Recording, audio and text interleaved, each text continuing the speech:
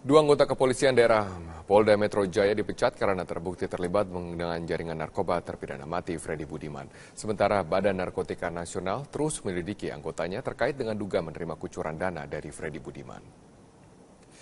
Dua polisi yang dipecat yaitu Aibda Sugito dan Bribka Bahri, anggota Direktorat Narkoba Polda Metro Jaya. Menurut Kombes Pol Awi Setiono, keduanya dijerat dengan kasus pada tahun 2011 dan dinyatakan bersalah menjual barang bukti narkoba seberat 200 gram kepada Freddy Budiman dengan nilai mencapai 140 juta rupiah. Keduanya dijatuhi hukuman 9 tahun penjara di Pengadilan Negeri Jakarta Timur dan kemudian dipecat dari kepolisian. Sementara itu, Badan Narkotika Nasional tengah memeriksa seluruh anggota yang pernah menangani kasus Freddy Budiman. Pemeriksaan ini terkait dengan pernyataan Ketua Kontras Hari Ashar tentang adanya anggota Badan Narkotika Nasional dan pejabat kepolisian yang diduga menerima uang dari Freddy Budiman. Kepala BNN Komjen Pol Budi Waseso meminta Haris Ashar untuk menyerahkan barang bukti agar bisa dicocokkan dengan data BNN. Budi juga menyelidiki rekaman kamera pengawas Lapas Nusa Kambangan terkait dengan siapa saja yang pernah mendatangi Freddy di lapas tersebut. Kita sekarang juga akan minta keterangan dari kepala lapas yang waktu itu ya. Kita apa benar pada saat itu ada ya, dan ada oknum anggota BNN yang memerintahkan ini seperti itu ya. Nah, kita fair, sekarang ini kita fair terbuka. Artinya sekarang yang anggota-anggota yang pernah menangani Freddy Budiman sudah kita mintai keterangan semua ya. Nah, sekarang kita tinggal tunggu waktunya nih. Saudara Aris nanti yang bukan dari rekamannya pembicaraan Freddy Budiman itu kapan? Waktunya. Berarti kita nanti akan mengarah kepada tim yang pada saat itu menangani. Jadi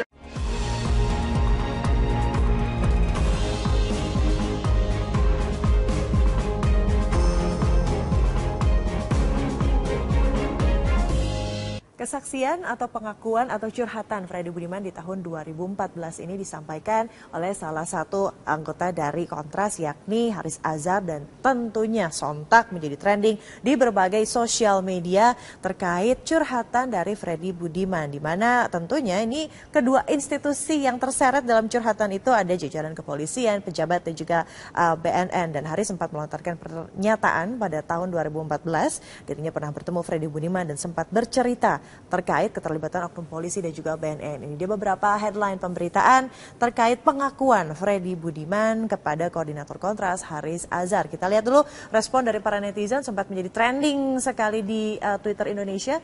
Kita percaya masih banyak aparat baik di Indonesia. Semoga saja terbongkar dengan tuntas ya. Terima kasih Ochan Sangaji sudah mencuitkan opini Anda. Anda juga bisa mention ke akun kami @netnews_metro_tv. Pengakuan Freddy Budiman menunjukkan bahwa kaum bandar sudah memperkaya banyak oknum aparat. Karena oknum jahat itulah narkotika merakyat. @Blontangpur, terima kasih juga sudah mencuitkan opini Anda. Kita lihat lagi respon yang lainnya. Mega skandal yang libatkan petinggi selalu menguap tanpa jejak. Dengan tagarnya Saweran dan juga Freddy Budiman. Untuk langsung mengkonfirmasi sudah hadir di sini Koordinator Kontras Mas Haris Ashar. Mari masuk ke sini. Bang, terima kasih sudah hadir. Sama-sama. Bang, boleh tahu dulu tidak? Pertama kali kenal dengan Freddy di tahun 2014, awal kedekatan. Kan kayaknya kalau mau curhat harus dekat dulu nih. Ada prosesnya seperti apa dan berapa lama? Saya ketemu hanya satu kali. Hanya waktu satu kali? kita ngobrol itu. Jadi waktu itu saya tahun 2014 lagi rame soal kampanye Pilpres.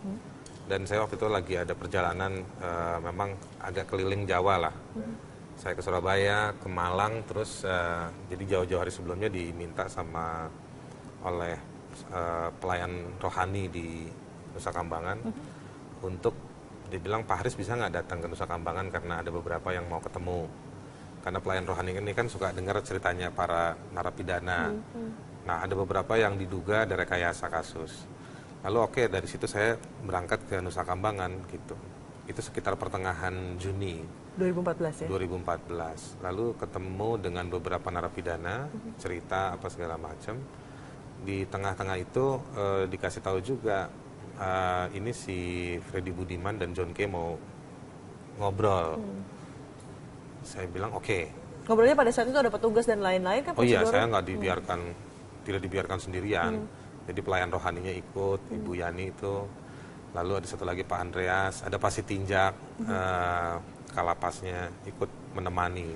Jadi karena itu bagian dari pengawasan juga kan. Iya. Sudah saya masuk ke dalam area LP, tidak boleh bawa elektronik, semua titip di depan. Pak Sitinjak cukup tegas ya, jadi kita hanya boleh bicara, ngobrol. Sudah saya ngobrol, dibawa itu setelah saya ngobrol dengan Yusman, anak yang dihukum mati itu, kena vonis hukuman mati dan kakak iparnya, terus dipanggil Freddy Budiman dan si John K.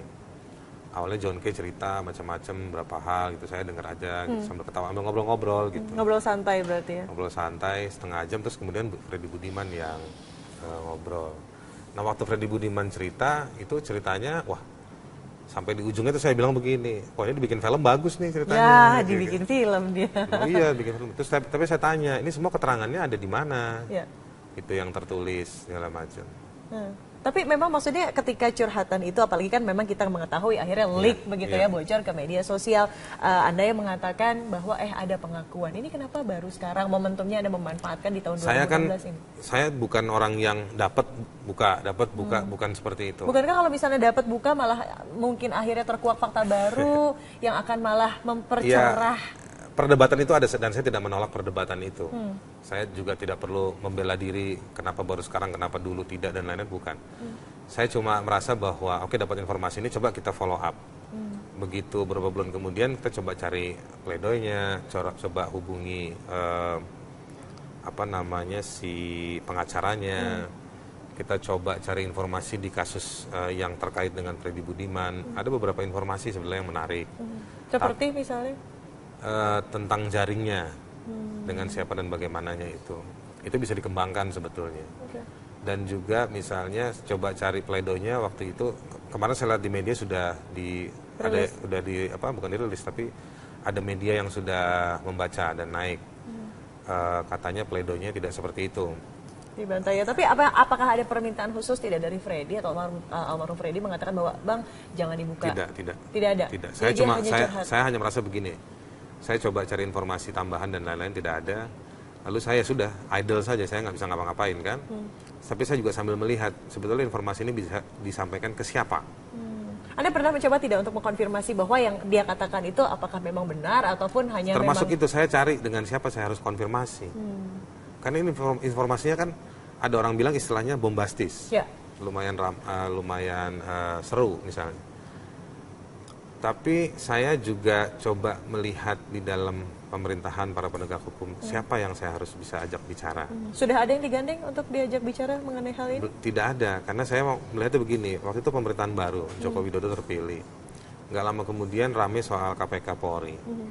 Saya melihat bahwa, wah ini kalau urusan besar kayak gini, rupa-rupanya tidak bisa dihandle. Gitu. Dan saya juga berupaya supaya tidak mau bikin ramai karena terlalu tambah rumit nanti. Malah complicated gitu. Ya. Terserah mau dibilang saya kontributif buat pemerintahan Jokowi atau enggak, tapi saya merasa bahwa yang soal KPK Polri aja udah rame nih. Dan saya akhirnya tidak mau buka itu. Terakhir saya lihat dia akhirnya masuk ke eksekusi namanya dalam daftar yang ketiga. Menurut saya ya sudahlah, ini kesempatan. Pada siapa saya bicara? Saya coba hubungi Johan Budi. Terus terang aja saya secara personal saya punya rasa hormat sama Johan Budi. Saya merasa bahwa dia komunikatif. Kita pernah berkomunikasi beberapa hal sebelumnya untuk urusan yang lain. Dan saya coba hubungi dia lagi saat 4 hari sebelum eksekusi. Dia responnya cukup bagus. Dia bilang saya akan bicarakan ke presiden. Tapi kemudian dan dia bilang tidak usah bicara ke media dulu. Saya tidak bicara ke media. Hari Kamis saya tunggu ketika ketika harinya sudah diputuskan, waktu itu kan antara Kamis malam atau Jumat malam. Pagi, ya betul. Akhirnya katanya Jumat malam, saya telepon lagi Johan Budi, Mas gimana? Saya bilang, iya, dia bilang masih ada kesulitan. Jadi tapi lebih lanjut nanti mungkin teman-teman Metro TV bisa tanya ke dia. Intinya tidak ada perkembangan. Dan memang waktu itu malam itu saya merasa bahwa saya buka atau tidak gitu. Masih ada dilematis pada saat itu untuk membuka atau tidak? Ya, ada dilema dalam artian satu hal ini informasinya cukup besar. Yang kedua saya juga kalau menyimpan ini informasi, saya juga ada beban. 2 tahun saya simpan informasi ini. Sementara kita lihat bagaimana misalnya kampanye pemerintah. Narkoba itu kejahatan luar biasa dan lain-lain. Tapi di sisi lain kan Saya kita menghargai loh ya kerja polisi, BNN, bahkan TNI yang bikin sweeping di komplek Kostrad itu saya menghormati. Tapi informasi ini bukan untuk mendinai semua kerja itu. Tapi informasi ini dalam rangka untuk memperkuat. Karena kan banyak yang terjadi di lapangan, di sektor yang bawahnya gitu. Nah, barangkali yang dimaksud dengan luar biasa itu ada struktur yang seperti ini. Ya, tapi intinya adalah ketika dengan hadirnya informasi ini juga akan menguak untuk memutus mata rantai peredaran narkoba Saya berharap di seperti Indonesia, itu. bukan dimanfaatkan dalam konteks-konteks tertentu. Saya apalagi tidak tadi punya mengatakan mendinai. saya tidak punya niatan apa-apa. Saya dituduh mau cari popularitas. Saya kalau cari popularitas nggak dengan cara begini gitu. Kita akan Tapi saya ini dari saya ingin informasi ada ini. bergulir gitu ya. Dan juga akan ada tentunya sanksi-sanksi yang dikenakan bila ada oknum-oknum Bila yang nakal ya. Bila tidak juga saya siap dikoreksi. Baik, terima kasih saya. Mas Haris Azhar, terima kasih waktunya sudah hadir di sini. Sama-sama. Dan pemirsa, sukses selalu juga sehat selalu. Dan netizen masih akan kembali selepas jeda berikut terkait yang suka delay-delay. Ya, apa sanksinya dari pemerintah? Nantikan jawabannya sesaat lagi.